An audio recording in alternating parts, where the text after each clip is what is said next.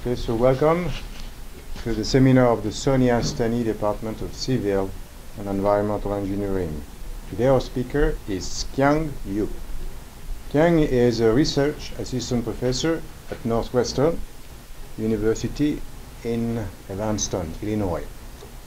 And he was originally born in Sichuan in China, the province of the Seven Rivers, very rich province, very beautiful province.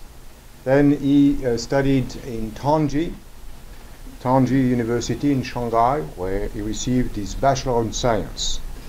Then he moved to Beijing, to Tsinghua University, where he received his Masters of Science in Civil Engineering.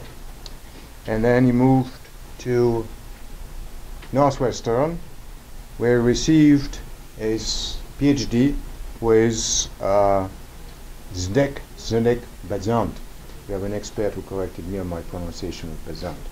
But you know, Bazant is a very well known expert in mechanics, published extensively in all kind of topics. It is amazing. His publication has exceeded, I think, 500 papers, I believe. Some of these papers actually are quite a high citation index. So Qiang has many interests, like Professor Bazant, and has interest in mechanical properties of concrete, composite materials, smart materials, hybrid structures. He's looking at safety, life cycles, performance of structures, fracture, and so on and so on. So we are very fortunate to have here Qiang. Qiang? Thanks for the introduction. And before my presentation, I would first thank the department for inviting me here, and thank everybody for being here. Today, my talk will be focused on the skinning of fracture in quasibrittle structures. This research is supported by NSF, DOT, and ONR. My main collaborators are listed here. And this is the outline of my today's talk. First, I will introduce the skinning law in quasibrittle fracture. Then, I will talk about the skinning of strengths in concrete, in particular, the shear failure of concrete beams. After that, I will focus on the skinning of strengths at reentrant corner and in bimaterial joints. At the end, I will give a short introduction of some of my ongoing projects and my future plans. Skinning law in quasibrittle fracture. Skinning is very important, especially the skinning law of size. The reason is that our design is generally based on the tests in the labs, which are usually 10 to 100 times smaller than the real structures. Therefore, we need a skinning law to extrapolate the strength from small size tests to full-scale design. Generally, the structure response, for example, the structure strength, can be written as a function of the ratio of the structure size to a reference size d0. Therefore, for two similar structures of different sizes, the ratio of their strengths can be written as a function like this. Because there is no material characteristicness, d0 is arbitrary, we can give any value for d0. Here we select d0 equal d. Then we found the ratio of strength is a function of ratio of size. The only solution of this function is a power law, Fd proportional to d power m.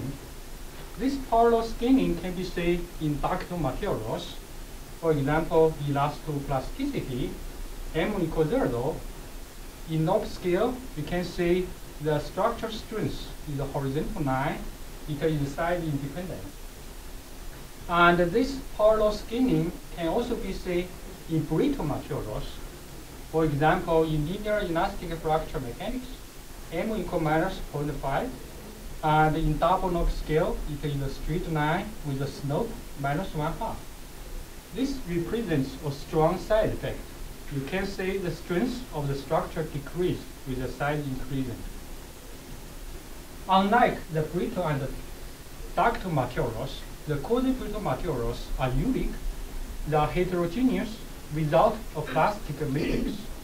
and they have a large fracture force zone compared to the structure size. And when the structure size is big enough, this fracture force zone is a constant, which represents a material characteristic length. Quasibrittle materials are widely used in engineering fields. For example, structural engineering, aerospace engineering, mechanical engineering, and bioengineering. Concrete, fiber composites, foams, and ceramics are all typical quasibrittle materials. Because now we have a material characteristic length, theta law is no longer arbitrary. Therefore, when we design the quasibrittle structures, we will face a serious problem, the spinning problem. What is the nominal strength of the structure when its size is scaled up or scaled down? Excuse me, please. You keep saying quasi-brittle, Yes. but I didn't hear you define that. Oh, okay. The quasibrittle material is they have a big fracture force zone compared to the structure size, and this fracture force zone is a constant when the structure size is big enough. So basically, this fracture force zone is a material constant. It represents a material characteristic length. So if the material has a feature like this, we call it quasibrittle materials. For example, for the metal, they have a big yielding zone, so very big. There is no fracture force zone, so the whole structure is the field is a plastic failure. And for the ceramics, they have a very small fracture force zone. It's like a point, so it's still not the material characteristic length. So in that case, both materials are not quasibrittle materials. Just to clarify, is the bigger the structure, the bigger the fracture process zone, or the fracture process zone is the same exact size regardless of how big? And it's the same size, but in the small structures, the fracture force zone is not fully developed. So it will increase with the size increasing. But when the size reaches a critical size, this fracture force zone is a constant. It will not change with the size But doesn't that increasing. depend on the material, not so much on the size? Huh? That depends on the properties of the material. Yes, it depends on the material properties. But in the fracture failure, it will not fully develop. For example, it also depends on the size of the structure. When you have a small structure, this zone will not fully develop. So in that case, it is not a material property. So it's also related to the structure geometry of the structure. So in this slide, the figures show the nominal strengths found in tests for different quasibrittle materials. From the figures, we can see the nominal strength doesn't follow a power law. You can say this is the linear elastic fracture power law, and this is the plastic power law. And the nominal strength doesn't follow a power law. So it is very important for us to investigate the power law of the quasibrittle, the skinning law of the quasibrittle materials. Skinning of strength in concrete. Concrete is the most widely used structural material in the world. To identify the skinning law in the concrete is of great importance for the safety reliability of our infrastructures. Today, I will focus on the shear failure of concrete beams. Shear failure is very common in the reinforced concrete structures. These are three examples of shear failure happened in the reinforced concrete beams. Currently, the ACI design code gives the shear strength, which equal to times square root FC prime. It is size independent.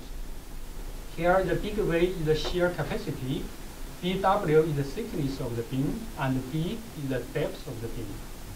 This formula is based on the 1962 database. However, at that time, most of the tests are small size tests. Consequently, a skinning law cannot be obtained. Currently, large size tests are carried out. These are tests conducted at the University of Toronto. The largest size beam is about 2 meters deep. And this one is in Japan. The largest size is about 3 meters deep. From the figures, we can see there is a remarkable side effect. The shear strength decreases substantially with the size increasing. So could we ignore this side effect in design for concrete shear? We must first calculate the failure probability for different sizes. Because we have enough test data in the small size range, so we are able to treat the database as a statistical population and calculate its mean and standard deviation. And later, we found the distribution of the shear stress in the small size range follows a log normal distribution. Since the scatter is mainly caused by mixing test data from different labs, there is no reason this distribution will change for different sizes. So we are able to shift the distribution from small size range to 1 meter deep beam. And the Toronto test must at the same location in the distribution. Therefore, the ratio of the mean to the Toronto test is same for different sizes. In log scale, it means the distance A is a constant. After we identify the distribution of shear strength, we are able to calculate the failure probability. And we found if the side effect is ignored, the failure probability will increase by orders of magnitude. For example, from 10 minus 6 to 10 minus 3. This is not acceptable. Therefore, we must investigate the scaling law in the concrete shear. In shear failure, we will see a major diagonal crack will propagate before the failure, and this crack is the most similar for similar structures. And the failure is caused by cohesive fracture propagation.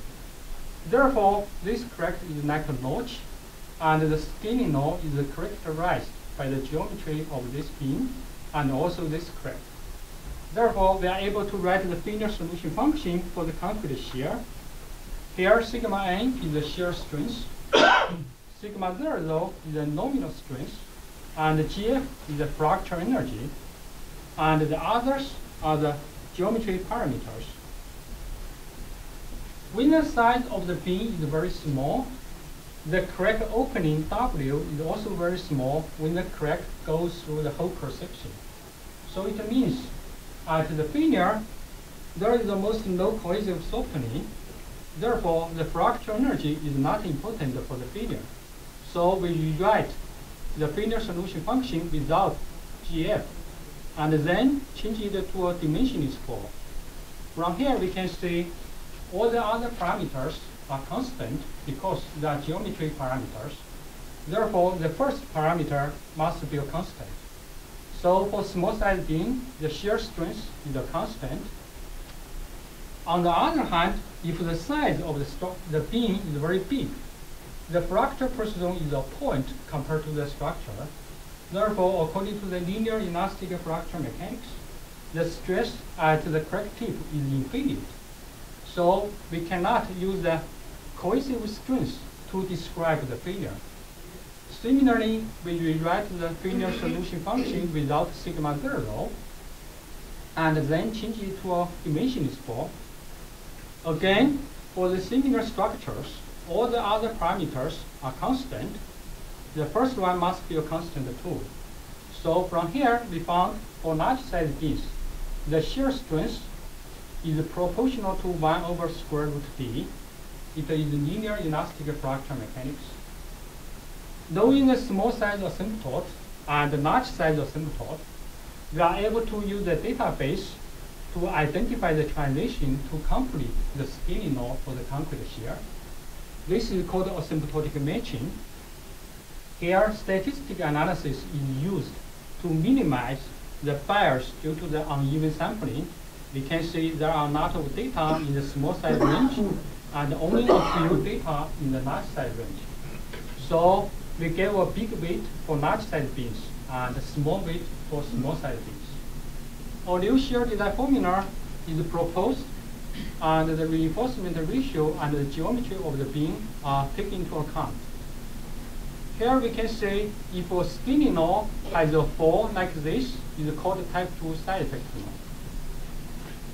Later, a mesoscale material model called microplane model is used to check the skinny law for the concrete shear.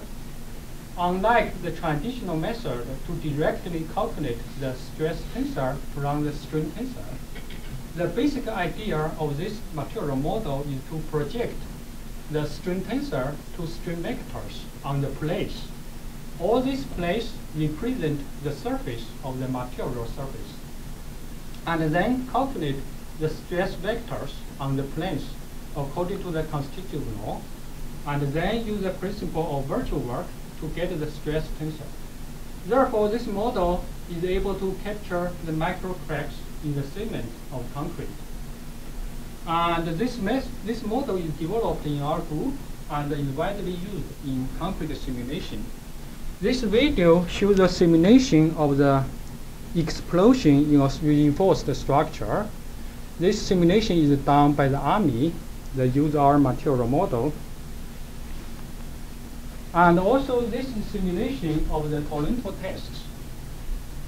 Both beams are 2 meters deep, one without stirrups and one with stirrups. And the input parameters are obtained by fitting the small size tests, use the same concrete.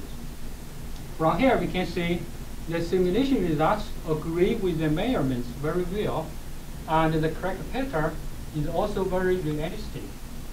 So it means the material model we are using is valid for concrete shear. After that, extensive simulations are carried out for different loading conditions, for different reinforcement ratios, and different geometry of beams. From here we can see the type 2 side effect law describes the concrete shear failure very well. And if we study the stress distribution in the uncracked ligament before the crack tip, or above the crack tip, we are able to see in small beams, the stress distribution is quite uniform. In large size beams, there is severe stress localization and concentration. At the failure, the stress will approach concrete strength, and the concrete will get crushed. So if we use the mean stress from this equation, we can see the reason why side effect is triggered in concrete shear.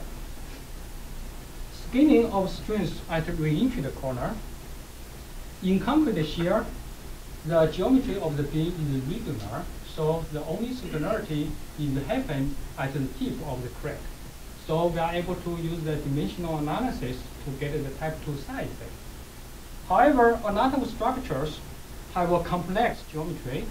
For example, like the reentrant corner at the silicon chips, ceramic joints, and the airplane fuselages, and the concrete joints. Because there is stress concentration at the corner, so corner is always the critical location for the structures. To identify the sensitivity of the structure to the corner, we need to know the stress distribution around the corner. The stress field around the corner in a two-dimensional elasticity was studied by a lot of researchers. Here, the area stress function based on Williams is used. For a corner like this, the area stress function can be written in the polar coordinates like this, where f theta is a shape function. By solving the biharmonic equation required by the equilibrium and the compatibility, we are able to identify the general expression for the f theta, and then we are able to get the general expressions for the stress field and the displacement field. Based on the boundary conditions, we are able to get the singularity exponent lambda. One is for symmetric loading, and the other is for anti-symmetric loading. Lambda can be a complex number.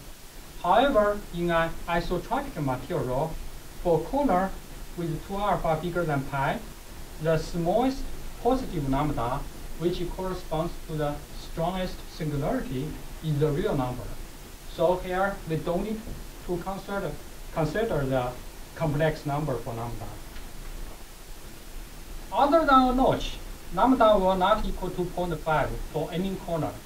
So it means the crack cannot propagate with the angle because the energy flux into the crack tip is zero or infinite. Only when lambda equals 0.5, the energy flux into the crack tip is finite. So we must assume a cohesive crack emanating from the corner tip. When the structure size is very big, the cohesive crack is totally surrounded by the singular field of the corner, which is also far away from the structure boundary. Because the crack is very small, so its propagation has a negligible effect on the boundary. When the corner is under symmetric loading, we define P is the resultant force of the stress along the boundary. So the nominal stress is P over BD. Based on the equivalent linear elastic fracture mechanics, when the crack propagates, failure will happen if the cohesive strength is approached at the center of the fracture force zone. So when the structure size is very big, the fracture process zone is a constant with a length equal to Cf. So at the failure, the stress sigma theta theta at the location theta equals 0, R equals Cf at the center of the fracture process zone must equal to the cohesive strength Ft prime. Put this condition into the equation, we are able to get a large size asymptote for the nominal strength. We found it follows a power law, and the power is determined by the singularity of the corner. So, knowing the large size asymptote, we propose a scaling law for the reentrant corner. Here, sigma 0 and d0 gamma are constants for similar structures, and d0, h0 are values for a notch. This scaling law satisfies the following asymptotic behaviors. When gamma equals 0, the corner decreases to a notch. Lambda equals 0.5, so type 2 side effect is recovered. When the size is very small, there is no side effect because there is no cohesive softening. And when size is very big, it follows a power law. The power is determined by the singularity of the corner. And when gamma equals 90 degrees, the corner changes to a smooth surface. Consequently, lambda equals 1, there is no side effect. Simulations based on cohesive crack model are carried out to obtain the side effect curves for different angles from 0 degree to 75 degree. The traditional simulation is very time consuming because we have to calculate the node deflection curve and then for each specimen and then identify its peak node. So here we use the eigenvalue method. Based on the compatibility condition, the opening of the cohesive crack must be the superposition of the opening due to the cohesive stress in the fracture process zone and the residual stress on the notch and the external force. Then we differentiate this equation with respect to alpha. Here, alpha is the location of the crack tip. We are able to get this equation because the overall stress intensity factor at the crack tip is 0, and at the peak node, d sigma n, d alpha is 0, and also the opening at the crack tip is 0. We are able to get this equation. From here, we can see the size of the structure is the eigenvalue of this eigenfunction. By solving this eigenfunction, we are able to directly calculate the peak node for similar structures of different sizes. So, using this method, we are able to get one side effect curve by only one simulation. So it's very efficient. Then we use the scaling law we proposed to fit the side effect curves by nonlinear regression. From the table, we can see when the size of the structure is very big, at that time, the fracture process zone is a constant. The formula gives very good results. which are very close to the theoretical values. And this scaling law is also verified by tests. Ben and his colleagues did tests on PM and MN beams. For different notch depths, he did tests for 3 different angles. Then we use the scaling law to feed the test results by nonlinear regression. From the regression, we are able to calculate the cohesive strength and the fracture energy. We found the values obtained by regression are very close to the values obtained by material testing. And put these values into the simulations. The simulation results are also very good. Similar results are obtained when compared with the Surveillance tests. From here we can see the stress intensity factor obtained by regression is almost the same as the value obtained by material testing. So it means the size effect law we proposed for the reentrant corner is effective. Because of the singularity, we get a scaling law for the corner which is different from type 2 side effect. The reason can be explained graphically. At failure, the energy dissipated due to the crack propagation must equal to the strain energy released from this dark area. For notch, this area is the most proportional to the size of the structure. So from here, we get the type 2 side effect. However, if there is a corner, the area is no longer proportional to the size of the structure, especially when the angle of the corner is very big. You can see now the area is the most constant. So consequently, there is no side effect. Until now, I introduced the scaling law in a single material. However, with the demands growing for the energy efficiency and the environmental sustainability, hybrid structures now are more and more frequently used in the engineering fields. Because a lot of hybrid structures are consisted of quasibrittle materials, so we must investigate the scaling law in the biomaterials. Today, I will focus on the biomaterial joints. Composite materials have many advantages to make the ship whole. For example, the significant weight reduction because their density is much lower than the metal, and the complex geometry for the hydrodynamic requirements. So the ship can run very fast and very stably in the wave, and also excellent resistance to corrosion. It means no maintenance cost. And very importantly, the composites have a very low radar reflection, so that means the ship is almost invisible for enemy. This is very important for the Navy. However, the composite materials have a big limitation. Insufficient stiffness. We cannot use composites alone to build a big ship. All these ships made by composites are small size ships, only about 15 meters long. So it is not enough for the Navy. They want a bigger ship. Therefore, the engineers come up with the idea to combine the composite hull with a steel frame to make a hybrid hull. This hybrid structure can take advantage of the strength of both materials and at the same time minimize their weakness. Now, by using this hybrid hull, we are able to build much larger ship, for example, longer than 100 meters long. The metal composite hybrid joint is the key structure component to design this hybrid hull. For double nap hybrid joint, in addition to corners, we can see there are 8 corners. There is material mismatch. So usually there is stress concentration and usually mixed mode fracture.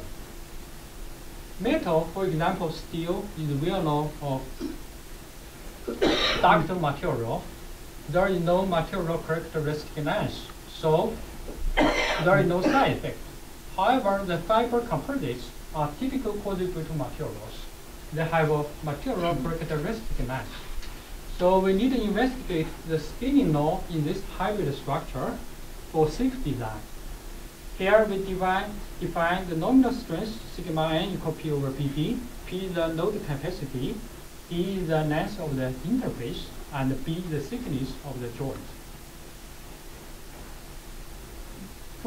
In a hybrid joint, there are 8 corners. So we need first to identify the critical location. Because the structure is symmetric, so we need only study a quarter of it. Because of the singularity of the geometry and the material mismatch, usually the singularity exponent of the bimaterial corner is a complex number. So here we use the complex potential method to identify the stress field and the displacement field around the corner. For plane loading, the complex potentials of both materials can be written as a function like this. And the stress singularity exponent, lambda equals delta minus 1, delta is here. And based on the boundary conditions, they are able to get a set of equations which are able to write in a form like this. Here, the matrix A contains the information about delta, and the vector V contains information about displacement and traction on the boundaries. To ensure V is non-trivial, the determinant of A must be 0. So by solving this equation, we are able to calculate the delta and then identify lambda. Here, delta is obtained by numerical calculation of the condition number of the matrix A for both composites, which will be used later in tests. At corner B, delta is a real number, and at corner A, it is a complex number with its conjugate for fiberglass, and it is 2 real numbers for carbon fiber. The singularity is determined by the real part of the delta. So from here we can see the corner A has a much stronger singularity than corner B. It means the crack will start from the interior corner. When the structure size is very big, the stress field around the corner is totally dominated by the strongest singularity. So they are able to write the stress around the corner by a function like this. Here both H and F are complex. H is the stress intensity factor for the bimaterial corner, and F is the stress distribution. By dimensional analysis, we found the stress intensity factor H must have a fall like this. Here, this H is the dimensional stress intensity factor. Omega is the phase angle, and theta is the node angle. When the structure size is very big, at the failure, there is a micro correction zone at the corner tip, which can be replaced by an interface crack.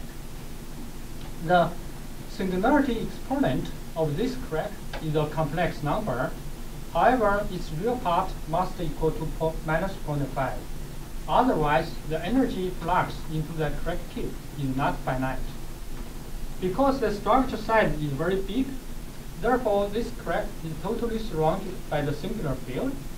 Therefore, the stress intensity factor of the crack, K, must depend on the stress along the boundary, which is determined by the stress intensity factor, H, about the corner.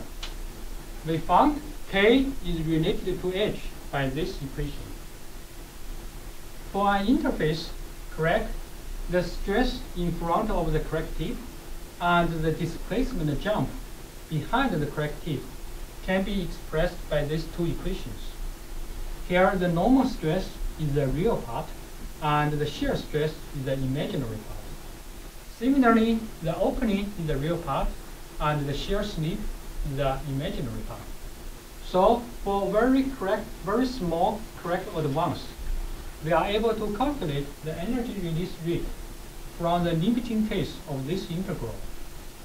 We found the energy release rate is a function about K, and we replace K by H. We are able to find the relationship between energy release rate and the nominal strength. When the structure size is very big, if the energy release rate equal to the fracture energy, the correct will propagate and the structure will approach its peak length. So we are able to find the large size asymptote for the nominal strength. It is the power law, and the power is determined by the strongest singularity of the corner. So we are able to use the asymptotic matching again to propose a scaling law for the bimaterial corner. First, when the structure size is very small, no side effect because there is no cohesive fracture propagation. When size is very big, it is the power law. The power is determined by the strongest singularity of the corner. And when gamma equals pi, it is a smooth surface. So consequently, there is no side effect. So based on these asymptotic behaviors, we propose a formula L sigma zero and D zero gamma are constants for similar structures. Next. Excuse me. Yeah. Propagation rate. I take it in time. You mean this? Normally, it is used to represent the change of something in time.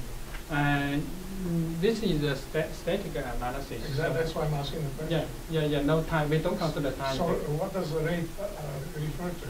Well, if you consider time, the G will different because. I'm asking a question. Yes. When you say rate, energy release rate. Yes. What rate with respect to what?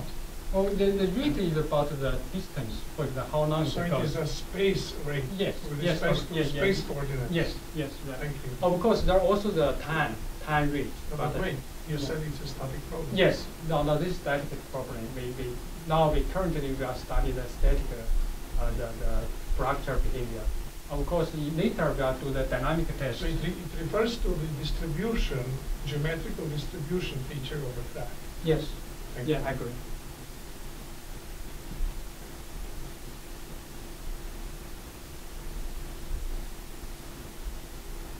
Oh, sorry. Yeah. So now, next we do the test. We verify this side effect law by testing geometrically similar specimens. Specimens with a similar shape and a broad side range are made at Northwestern University and the University of Michigan. One uses fiberglass and the other uses carbon fiber because the composites are also choppy. So tests are carried out to identify the elastic property of the composites.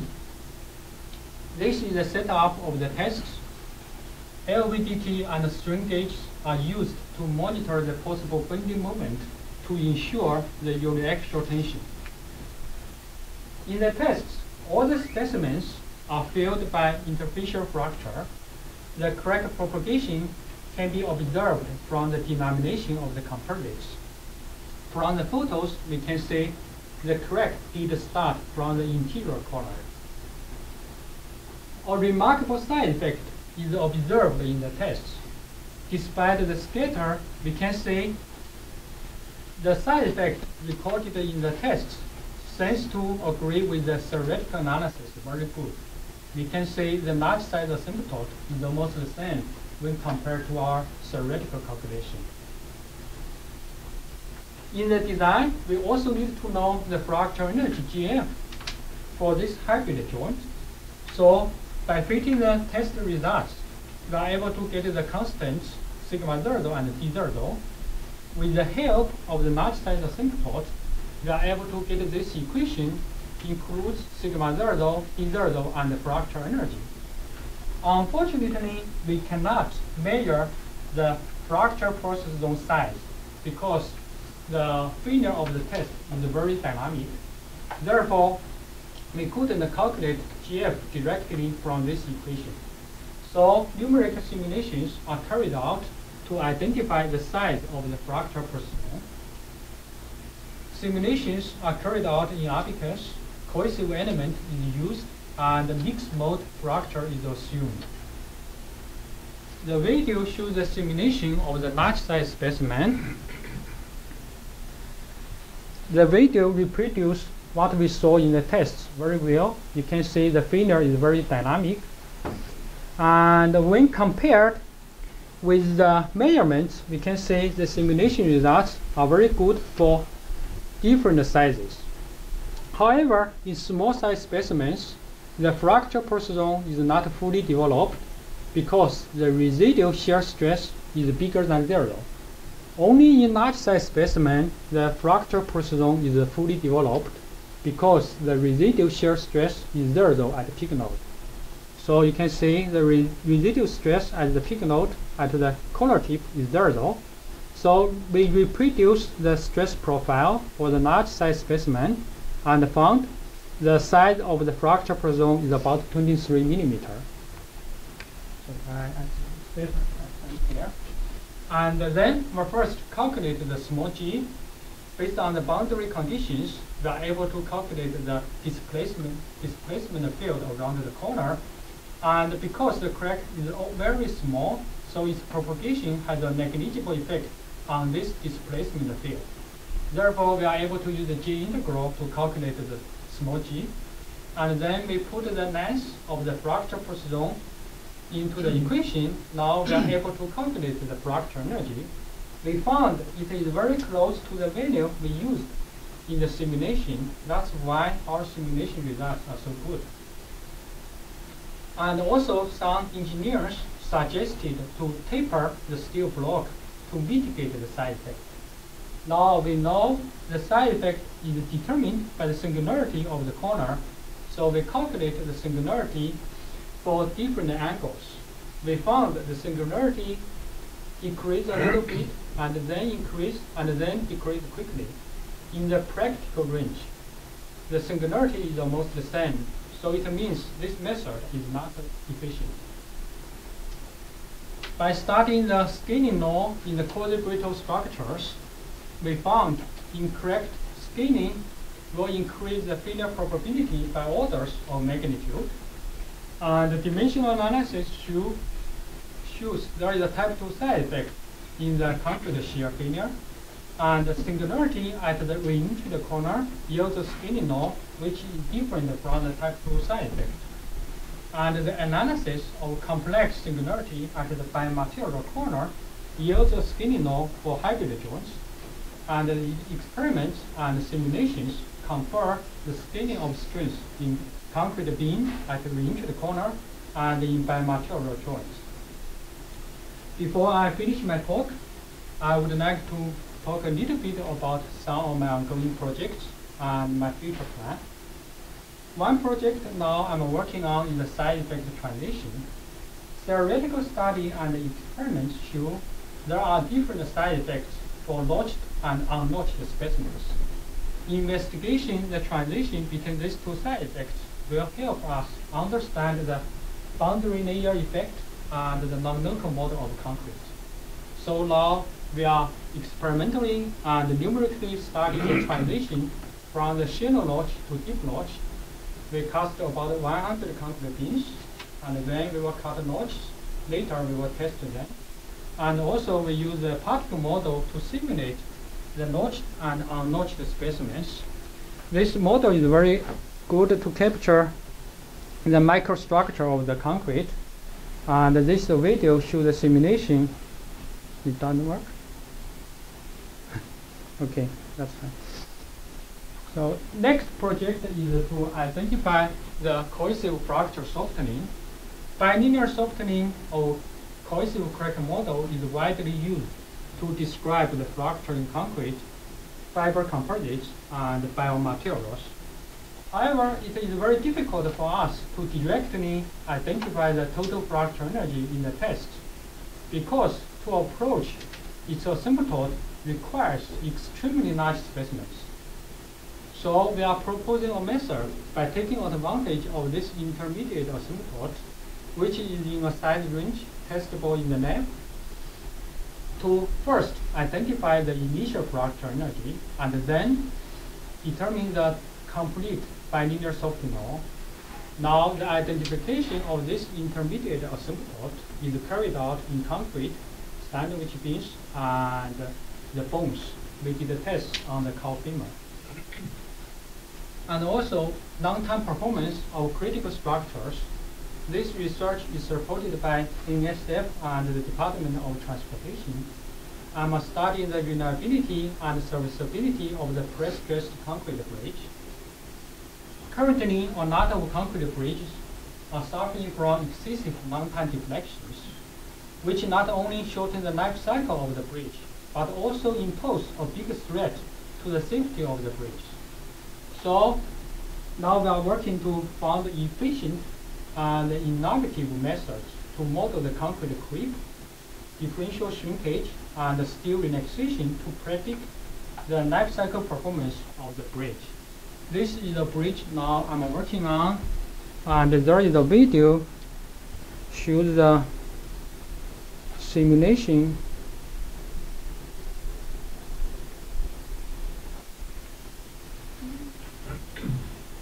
Oh, sorry. This is not the correct one. And this video shows the simulation of this bridge from the beginning of construction to the retrofit. So it's about 20 years old, 20 years long simulation.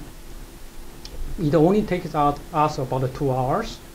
You can see now bridge is under construction segment by segment, and the colors show the stress in the concrete.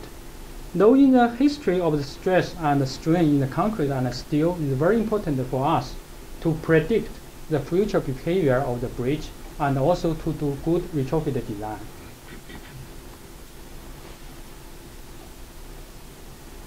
And now the deflection develops after the completion of the construction.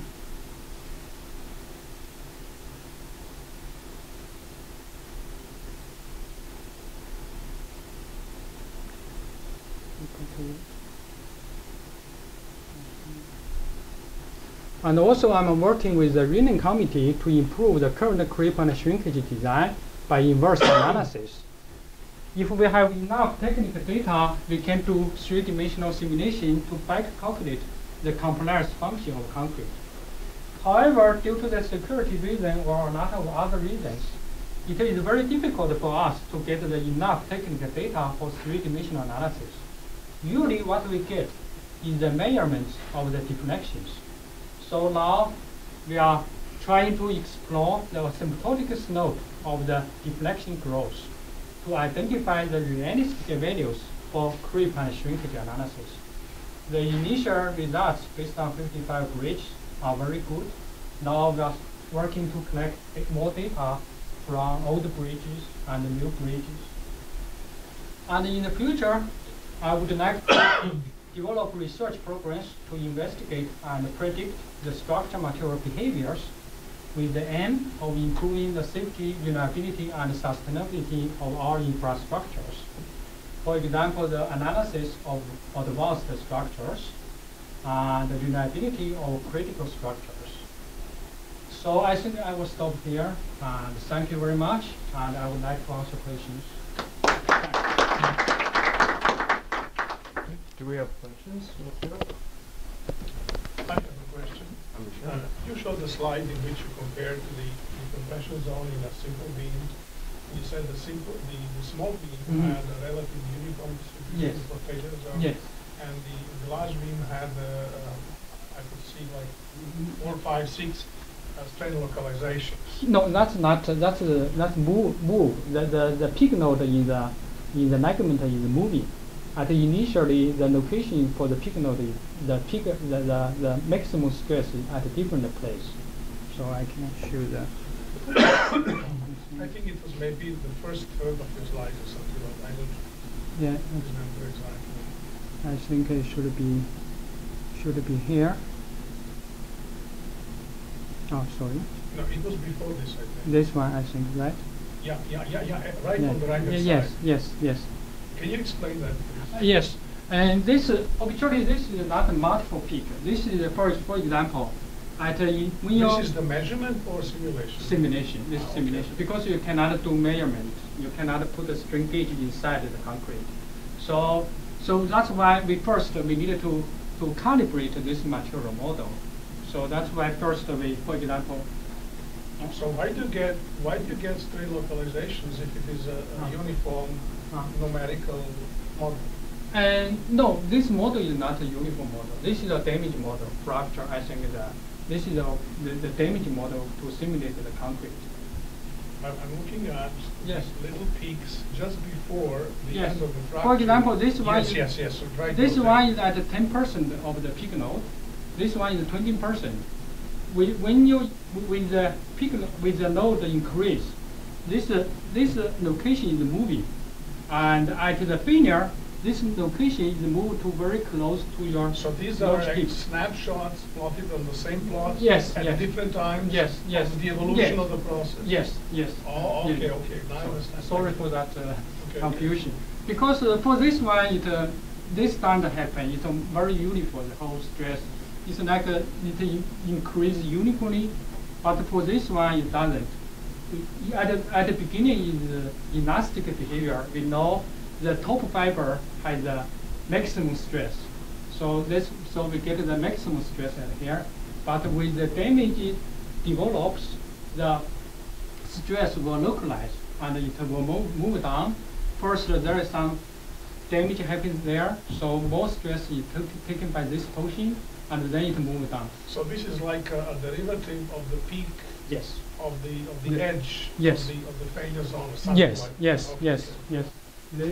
This place is far from failure, and this place is very close to failure.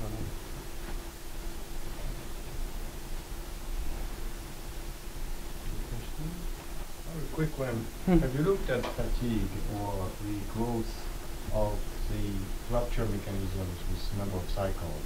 Oh, we haven't done that. But basically now, if we do, we are still using the Paris law or Evans law, but we didn't do the fatigue. But for this one, for the hybrid structure, we would like to do some, for example, the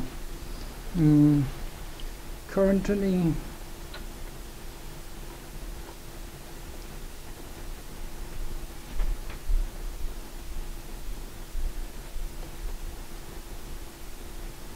For this one, we would like to do some fatigue tests because now currently our specimen is a smooth surface and use epoxy to glue these two materials together. But now there is some new technique. They call it the high-tech surface treatment. So you have a lot of this kind of tiny metal protrusions which are rooted in the composites. So we are trying to do the fatigue test for this thing because you can see a lot of microcracks will generate. But now currently we haven't done that fatigue test. But we are interested to do. Thank you. Any more questions, Mr. If not, I think we should thank you. Thank you. Oh, welcome.